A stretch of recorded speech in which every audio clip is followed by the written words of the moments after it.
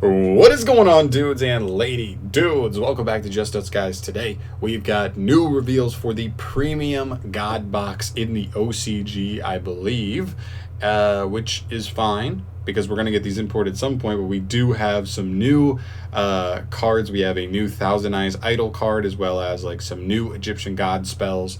And yeah, I mean, listen, before I get into this, let's preface this by saying, no, these are not going to be meta, probably. Like, almost definitely not, unless they're really trying to bring an Egyptian God card into the meta by making it super generic. So keep that in mind, but they're still really, really cool nonetheless. These are some of the most iconic cards from all of the entire game. So let's start off here with Thunder Force Attack, or Superconducting Wave Thunder Force. Okay, it's a quick play spell. You can only activate one card with this card's name per turn. This card's activation and effect cannot be negated. Okay, that is godly if I've ever seen it. If you control a monster whose original name is Slifer the Sky Dragon, exactly, destroy as many face-up monsters, your opponent controls as possible. Then, if this card was activated during your main phase, you can draw cards equal to the number of monsters destroyed and sent to your opponent's graveyard by this effect, but you can only attack with one monster this turn.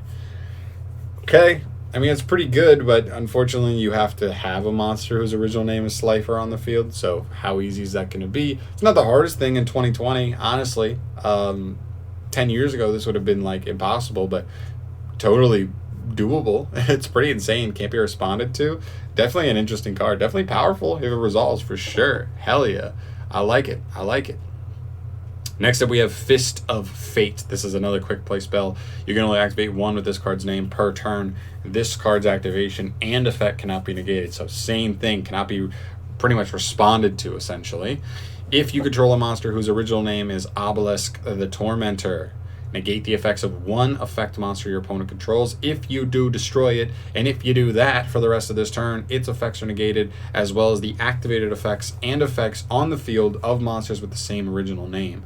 Then, if this card was activated during your main phase, you can destroy all spells and traps your opponent controls. Okay, so kind of a lot going on here. It's really not that complicated when you really dumb it down. It can't be responded to, or it can be responded to technically, but it can't be negated.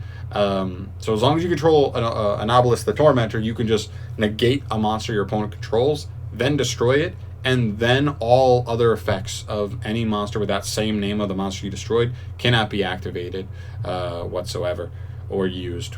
Or they're just permanently negated. So that's kind of cool. It's actually a pretty good card going second, and it's a quick play too. So that's the other cool thing about these. These are quick plays. You can activate these on your opponent's turn, which I don't know if Egyptian God cards ever had access to disruption before, but these definitely give the deck some disruption, which is actually kind of scary. And then the last effect, it does have the bonus of also, if you activate it during your main phase, destroying all spells and traps your opponent controls. That's also insane. And it's a quick play. Although you're not going to be quick playing your opponent on their turn to wipe their back row. But still pretty good to be able to chain to something on your own turn to then still get a potential board wipe of their back row. And hit a monster. Pretty insane. I mean, I think these cards are honestly really good. Like, they don't help us get the Egyptian gods out, but assuming you can, these cards are pretty nasty. I love that this one draws you cards, by the way, because that has synergy with Slifer. It keeps you only being able to attack with one monster. Didn't even say this earlier, but it does give you draws to buff your Slifer up, so that even though you only get to attack with one monster, that could be a pretty big attack, you know? Okay.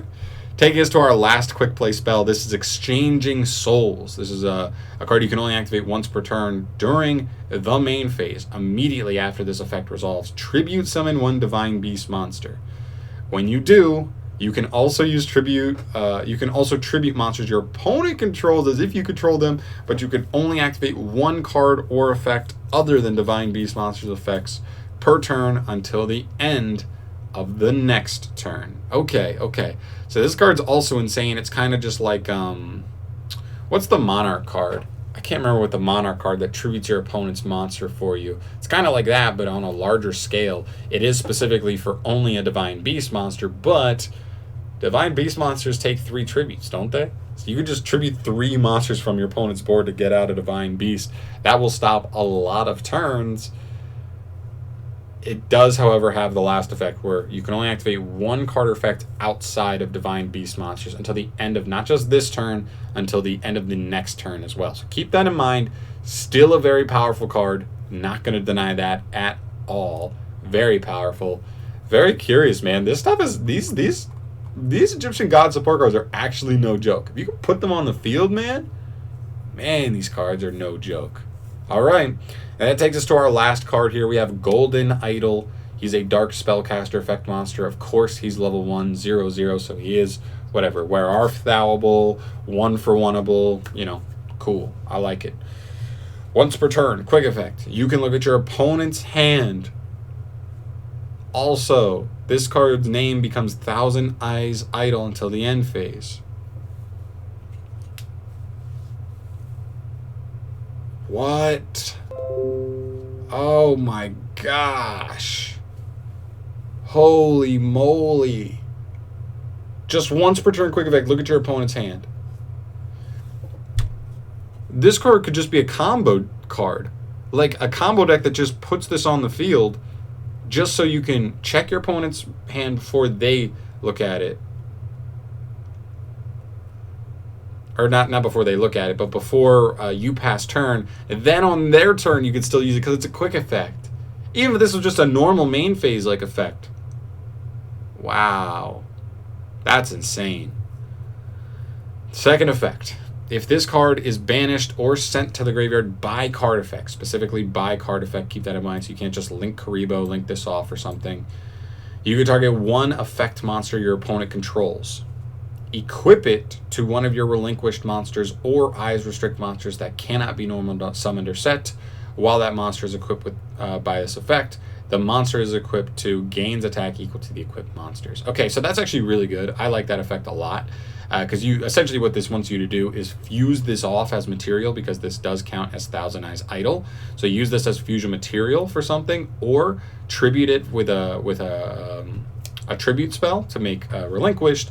And then when he hits the graveyard, he's going to attempt to steal a monster from your opponent and equip it to one of your newly summoned monsters, which is actually pretty good, to be honest. I think this card's actually really good for them. I think this card could legitimately be a card that gets played in other things. Just like a random combo deck that has a way to summon him out and just to look at your opponent's hand. I mean, think about it. We have stuff like Saryuja. That, like, if you can just get this card to hand, Saryuja him out, look at your opponent's hand, you get to see any leftover hand traps or just the rest of their hand. You get an idea of what they're playing, and not just what they're playing, but exactly what cards they have. Wow, man. This card's crazy. This card's actually crazy. I think this is one good for Thousand Eyes decks or Relinquished decks, whatever you want to call them. But also kind of generically busted. That's just a busted effect. That's too generic. You should have had to do something with like that force you to specifically play, like reveal a level, like reveal a level 1 spellcaster in hand, like something like that. That's crazy. Just look at your opponent's hand. That's insane. Jesus Christ. All right, guys, these are actually kind of cool. I really think if Konami's ever going to make Egyptian Gods a respectable deck competitively, it's got to be with stuff like this. Unrespondable cards that wipe boards, but can also be disruptions, have higher value on your turn, but still can just be nasty disruptions. These cards are all insane. I think all 4 of them legit are actually pretty scary. So I'm gonna leave it off there, guys. That's all I'm gonna say. Let me know your thoughts on the comment section down below. What do you think? Like, are any of these like? Am I crazy here? Do all these seem like kind of busted? Holy crud. Okay.